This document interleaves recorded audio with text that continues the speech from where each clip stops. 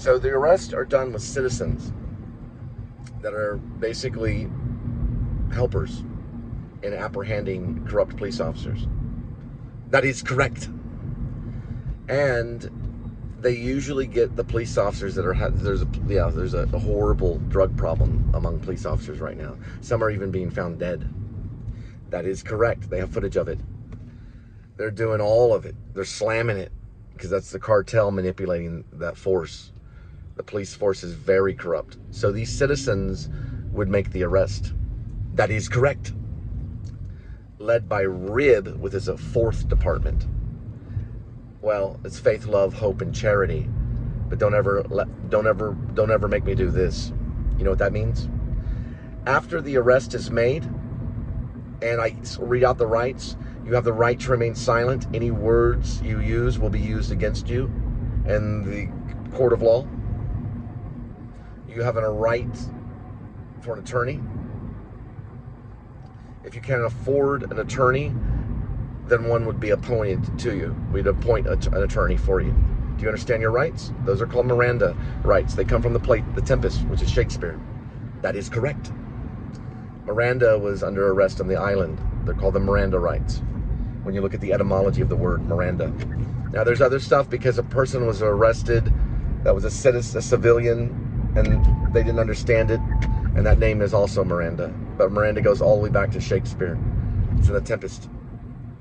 Now that we got that out of the way, when an officer is placed under arrest and he's cuffed by the citizens, security arrives. That's what you call security will arrive.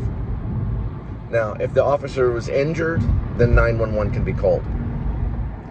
But I train everyone not to tackle an officer unless he goes for the gun under the arrest.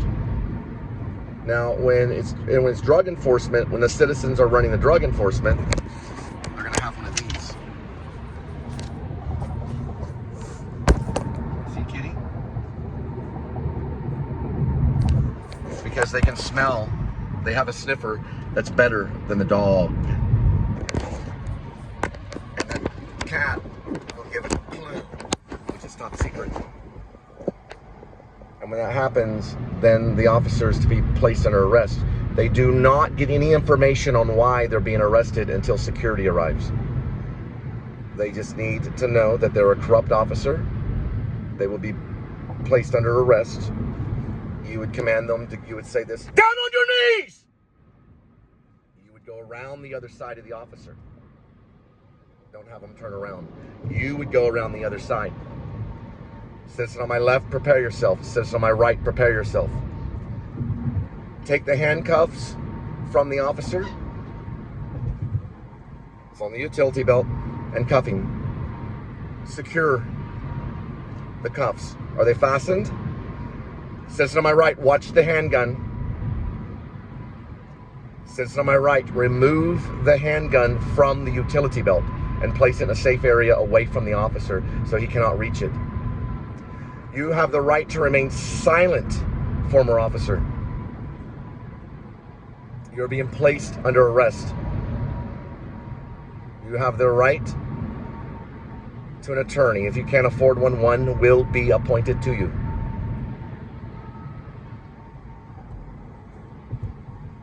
You understand your rights? Boom. Right there, that's the fifth. Call security. And you stay that way until security arrives. You plead the fifth with other citizens and other officers until security arrives. They will call security. They would know it was drug enforcement. Now, when the DEA arrives, you ask for internal affairs. Because the DEA is also messed up. A lot of the world is. The internal affairs will place the officer under their custody, and that's the end of it. It shouldn't take more than 20 minutes. Especially at the airport, it would take probably less than that. The officer would be placed in custody by security officials at the airport or any place, the mall. It can be anywhere you see a drug deal happen, and that's a police officer. Because listen, they're so addicted, they'll do the drug deal in uniform. They'll sell the drugs, or they will pick the drugs up, and they find different ways to do it in uniform. It's already happened. It's already made news. It's old news. There are many police officers that are placed arrest under internal affairs, but not once, ever, in the United States of America has a citizen placed a police officer under arrest. But that's all going to change because of RIB. We're faith, hope, love, and charity, and don't make me go like this. All right? Now, RIB, in my fantasy novel, is the revolutionary independent movement. So it's, in the fantasy novel, they're a revolutionary independent branch, mostly run by houseless people. The dwarf came across a lot of money because he was attacked by an officer and his dog was killed. The dog that he found on the street that he called Doc, he also called the dog Puck because he lost his job as a drama teacher. He's a dwarf. His name is Doc Shelby. That's not his real name. His other name is, I believe it's Littleman, Guy Littleman. That's the name he used as a teacher. He also has another name. You have to read the book. He becomes a billionaire. And he turns his money into a militia that's designed to find corruption in law enforcement because he lost his dog and his wife was hurt during the arrest. She was injured, pretty much a lifetime injury under the arrest because she tried to bite one of the police officers. Now, her name is actually Lady Shelby. It's a username. It's like an alias name. They're not really writers, they're militia. Now, it's fantasy, it's a novel. A novel, you have to look up the meaning of novel. There's many novels. The Stand is a novel. Stephen King novel.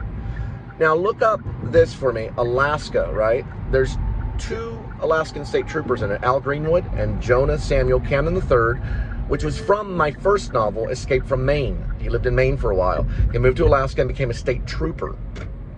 You can get a backstory on him. It's a 900-page backstory. That's also a book.